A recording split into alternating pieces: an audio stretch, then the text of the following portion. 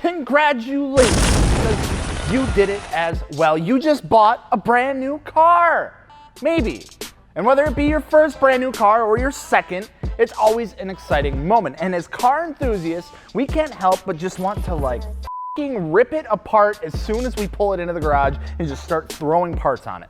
I'm Giles from Fitment Industries, and today's episode of the Build Sheet, we are going to be going over whether or not you should modify a brand new car.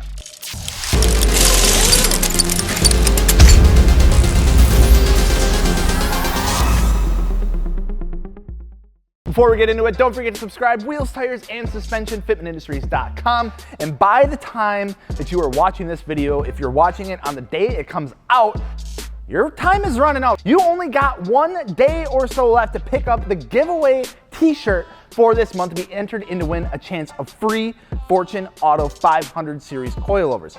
I actually am wearing this shirt. I thought I wasn't gonna be wearing the shirt, but then I did laundry and I was like, oh shit, it actually was in the laundry. But it's a cool shirt. You got Godzilla on the back, both of them. Thank you, Dakota, for the awesome sound effects. But with every shirt sold as well, a portion of that is going to be going towards the Breast Cancer Research Foundation, and an absolutely fantastic group that we are happy to partner with this month of October for breast cancer awareness. So go ahead and pick up a shirt, and you can find the link below or head over to fitmentindustries.com. But moving on, anyway, let's get into what you came here for. Should you modify your brand new car? Well, there are a lot of things to take into consideration with that now, isn't there? When you pick up a brand new car off the lot, it comes with some pretty cool features. And I'm not talking about just the cool heated, air-conditioned seats and stuff like that. I'm talking about things like warranties and service plans and all of that kind of stuff, which can be easily lost when modifications start becoming installed onto your car. For the most part, anything performance oriented that is added to a car to make more horsepower has the possibility of voiding any type of warranty that would come with your vehicle. And while there's no standard list of all the parts that will void your warranty, things such as tunes, forced induction, or upgraded forced induction parts like a bigger turbo or something like that, engine components like camshafts, drivetrain components, and sometimes, depending on the place or the manufacturer, parts like exhaust or intakes. It truly can be a variety of things that when installed can bring up a lot of reasons for your warranty work to get denied on your brand new car if that is needed. And you just spent a lot of money on it. So that's kind of gonna, just suck a little bit. So what does this mean? Basically, automotive manufacturers don't really want you messing with their stuff. They took a lot of time, took a lot of research, they spent a lot of money to make it the way that they did. And they only want to cover what they did. So that original equipment, that defects would normally happen on their own during normal operation.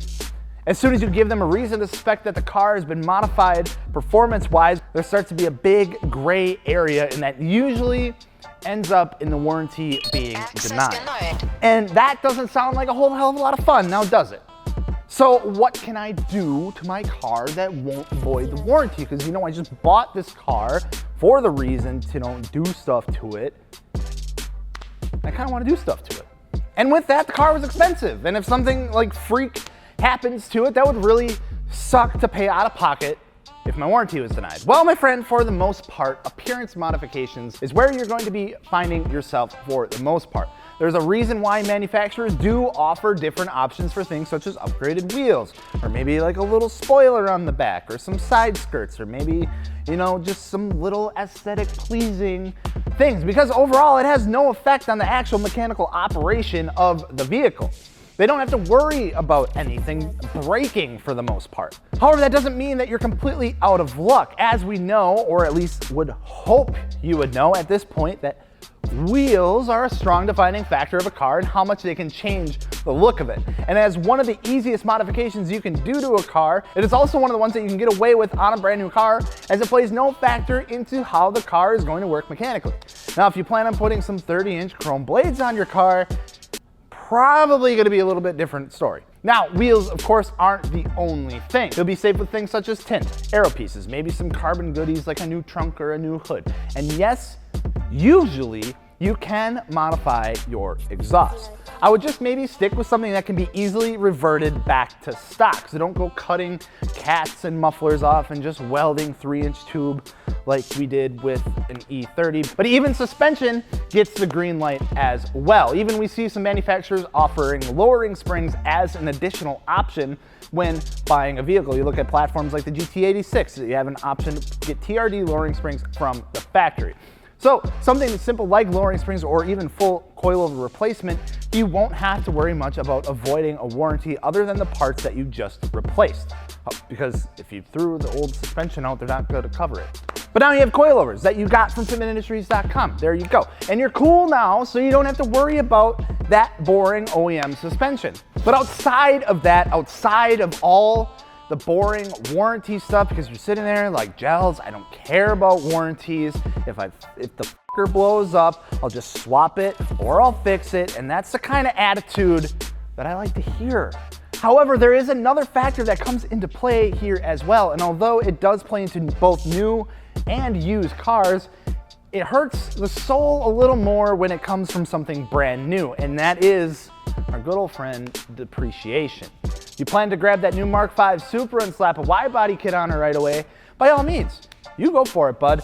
But you probably just cost yourself a pretty penny, and that's outside of however many thousands of dollars you just spent on that wide body kit. But then again, if you don't care and you plan on running the car into the dirt and you just want to do it, dare I say, send it. It is your car after all, and keeping something stock is just plain boring. So basically what it all comes down to is how much are you willing to put on the line, whether that be in the form of potentially losing a warranty or the actual depreciation of the car at a faster rate than normal. And if you can get past that and just know that you're putting yourself responsible for anything that happens to the car, you're gonna be just fine. And you're probably gonna have a great time doing it. However, if those are things that you think you aren't able to get past, you can still get away with your simple appearance or aesthetic modifications and sometimes performance. You know, like suspension, tires, exhaust, that kind of stuff. It all depends on how far you are actually planning on going with the car as far as modifications. But if you don't want to deal with any of that, you can always go find yourself a nice, clean, used car that doesn't have any warranties or plans that you don't have to worry about, killing off, and then you don't feel so guilty about blowing the whole thing up. But anyway, let us know down in the comments below what you have done to any new vehicle or new to you vehicle. And of course, don't forget to subscribe, where we have a ton of aftermarket wheels, tires, and suspension available, ready to go on whatever project you may be working on, whether that be new, whether it be old, whatever it be. We'll see you later. Peace.